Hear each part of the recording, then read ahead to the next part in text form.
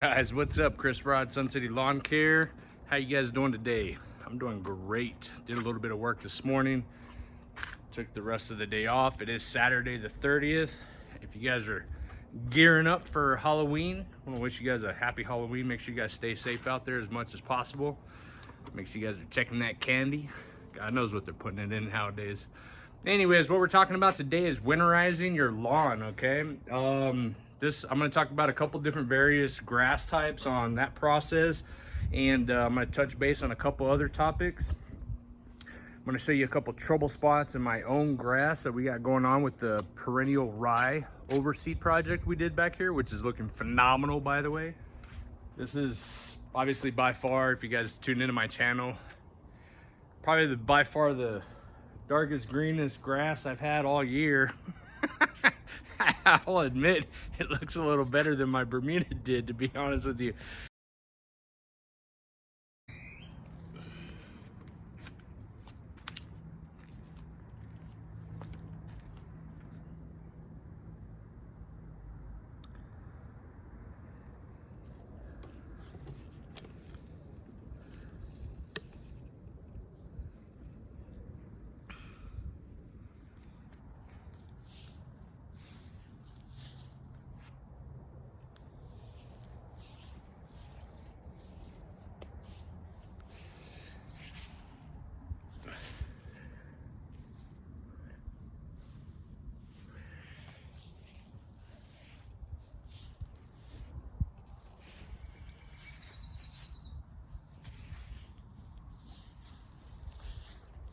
Just wanted to point those out to you guys. Grass is looking good. Got 3 inches in some areas, 4 inches in the dog pee areas. Got a little trouble spot right there. Looks like it's just not getting enough H2O. Same right there. And I don't know if you guys have been watching my channel, but if you'll know, or if you have been, you'll know that those particular areas do not get the same amount of water as the rest of the lawn, just the way the irrigation is set up. Here nor there. Let's get to mowing with the real mower.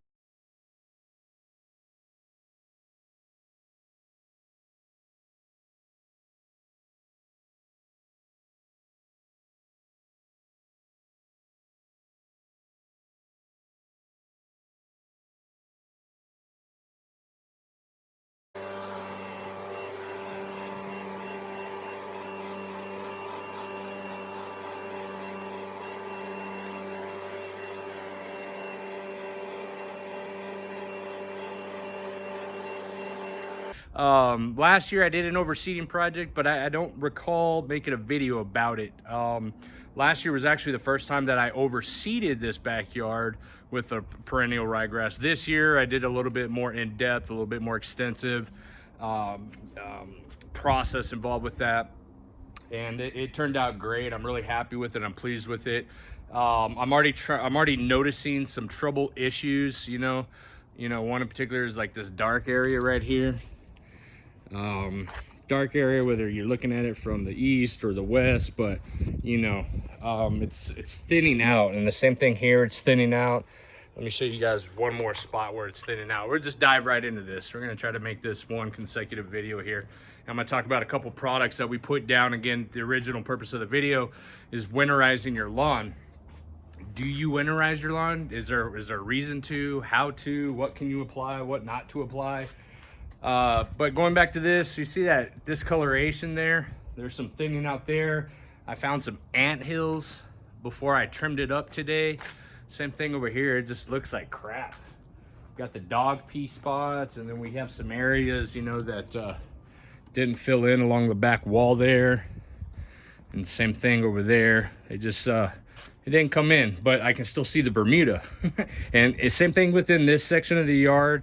I still see some of the Bermuda. Let's dive right into this. Getting back to the topic of the video is winterizing your lawn. So here in El Paso, we're in the south. We're furthest city in West Texas, or in Texas period, furthest western city. And we are in a desert environment. Sandy soil systems. So comes the question on how to prepare your lawn, your Bermuda lawn, for the winter. Okay, now 95% of homes in El Paso have a hybrid Bermuda grass type, okay, if they have grass at all.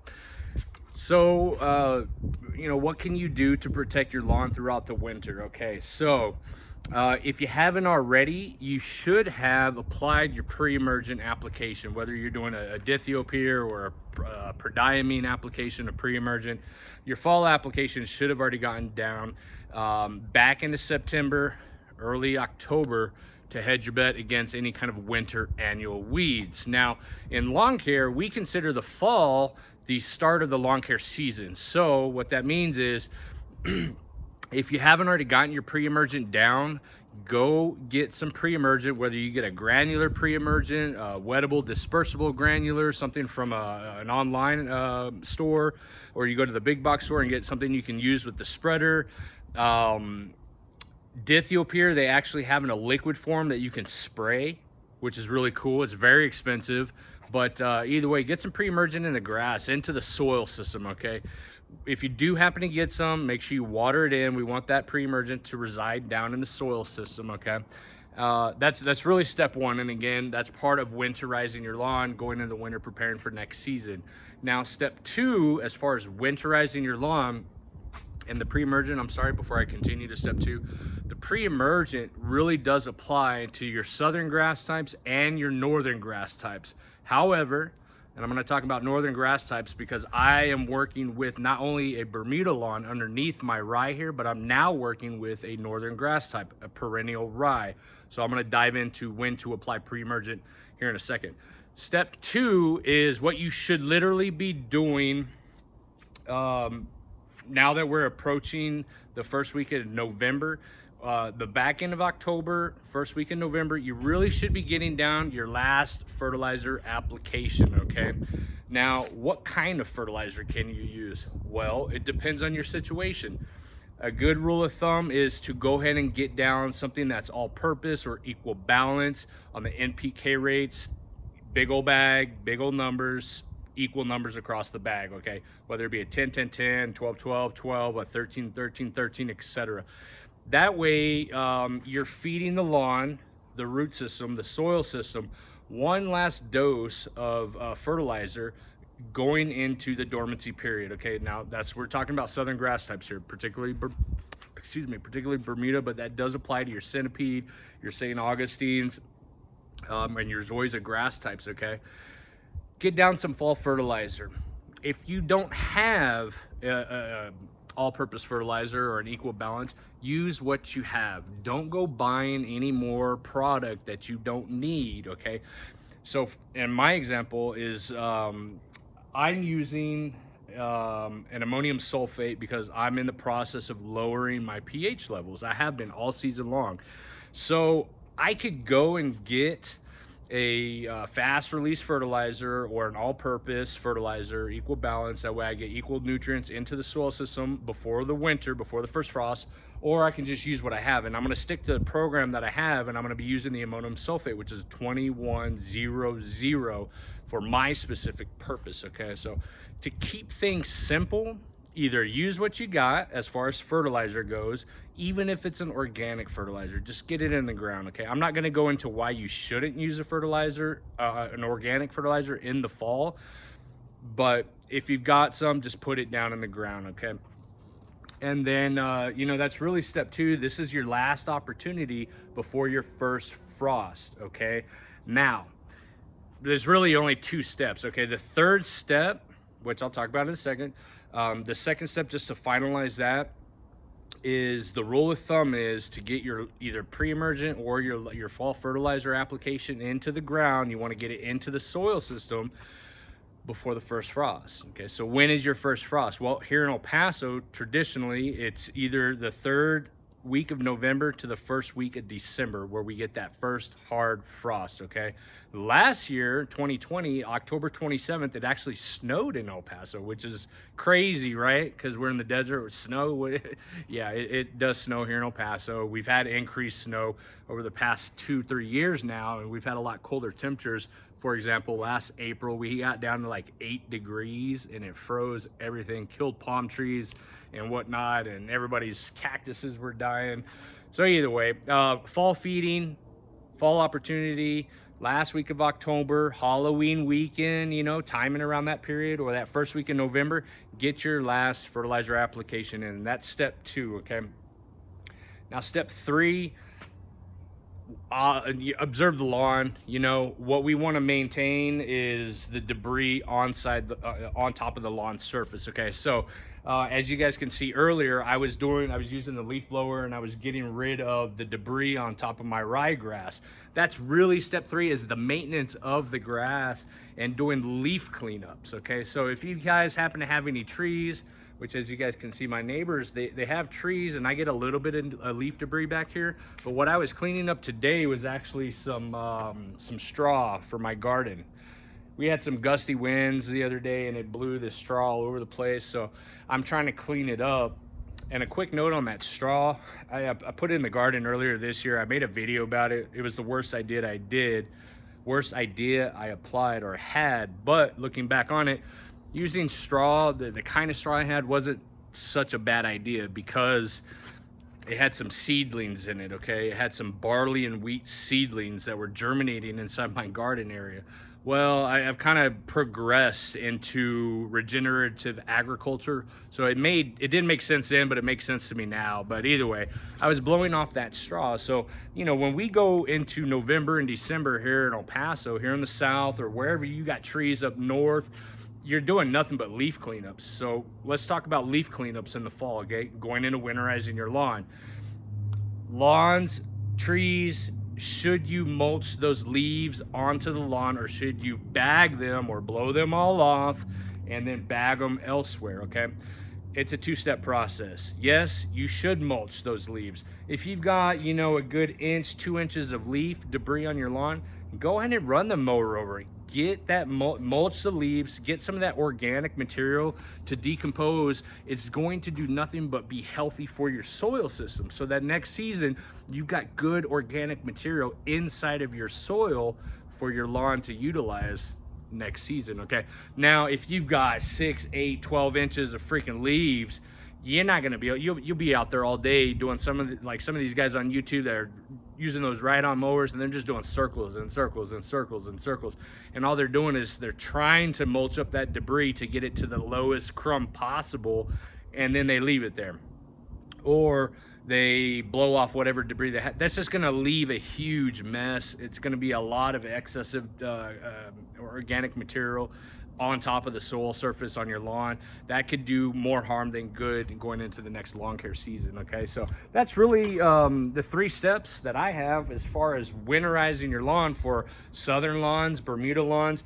Now, real quick, let's talk about northern lawns. I've got perennial ryegrass. How do you winterize a northern grass type? Well, you do the same process, okay? There's a couple key differences though, okay? If you did an overseeding project, you know, Labor Day weekend and going forward, a lot of us are doing those overseeding projects. We did ours on September 17th.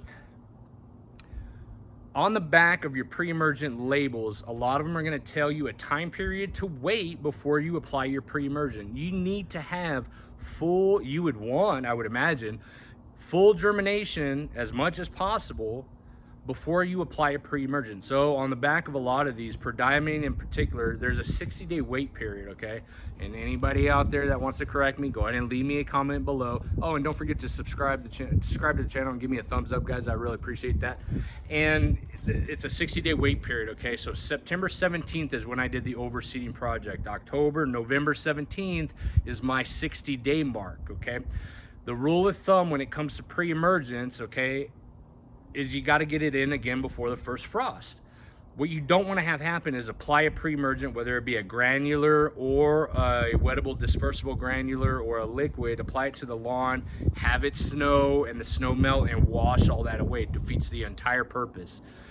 So get your pre-emergent in at the appropriate time before an overseeding project, or wait your 60 days. So I got to wait until November 17th, okay? That is really close to my first frost date, guys. So I can still apply it. I've got phenomenal coverage, okay? I'm not worried about any more seeds germinating, okay? I can go ahead and put the freaking pre-emergent down if I wanted right now, but I'm going to follow the label. The label is the law. I'm gonna wait my 60 days, okay? I'm probably even gonna push it back to December 1st and apply the pre-emergent. You know, we get some snowfall here in El Paso. We just don't get an excessive amount of snowfall where it melts and washes away everywhere. Okay, so I'm not too concerned with that. So you need to make sure where you're at up north, northern grass types, if you're going to be applying a pre-emergent, just wait the appropriate time period, okay, after your overseeding project, or get it in before if you didn't do that. And lastly, don't worry about the pre-emergent, okay? Get your turf growing, get your nutrients in the soil system, establish some good strong root systems, let it do its thing throughout the winter, and next season get your pre-emergent in as early as possible. And again, up north, that's all going to be dependent on your guys' snowfall, okay? I know last year, I think I saw a lot of guys not even being able to mow or get on the lawns until April. Some of them were even May, if I'm not mistaken. I've seen some posts. It's pretty wild out there. We get started on our lawns here in February in El Paso. But last thing I'm going to touch base on is some of my applications today, okay? I've got my hose end sprayer over there on the ground. I'm going to be putting down, I'm winterizing my Bermuda and my perennial ryegrass, okay? I'm going to be putting down on the high rate. I've got humic acid inside of there, which has got some cold water sea kelp inside of it, and I've got the microgreen, which is an 002. So I'm going a little heavy on the potassium. It's got all my micronutrients inside of it, and actually the microgreen is what's got the cold water sea kelp. So, you know, we're going to be feeding the lawn on the micro side of things. And then I told you earlier, I got my 2100 ammonium sulfate here. I'm going at 2.5 pounds per thousand. So that's going to put me at a little 0.42 pounds of nitrogen per 1,000 square feet. And then the last thing I like to get down is a little bit of granular humichar. If you don't know what that is, go visit How To with Doc on his website. He talks a lot about the humichar. It's just simply humic acid and biochar mixed together. So the main point of that is the incorporation of biochar into the lawn, okay? I've got competing grass types going into the spring next season, okay? And I kill this ryegrass, and I did it off last year. I killed it off. I used a methylphenol, and I had no issues with my Bermuda coming out of dormancy, okay? But you have to remember that ryegrass is an allelopathic grass type, so it can hinder the uptake of nutrients from the existing turf or Bermuda. So I'm going to be applying that biochar to make sure that I've got no issues and I've got readily available nutrients in the soil system at all times. That is how I winterize my lawn, okay? Will I do any further applications in November, December? You guys will have to stay tuned for that. I'm Chris Rod, Sun City Lawn Care. If you got any questions, feel free to leave me a comment below, and always don't forget to subscribe and like the channel. Ciao.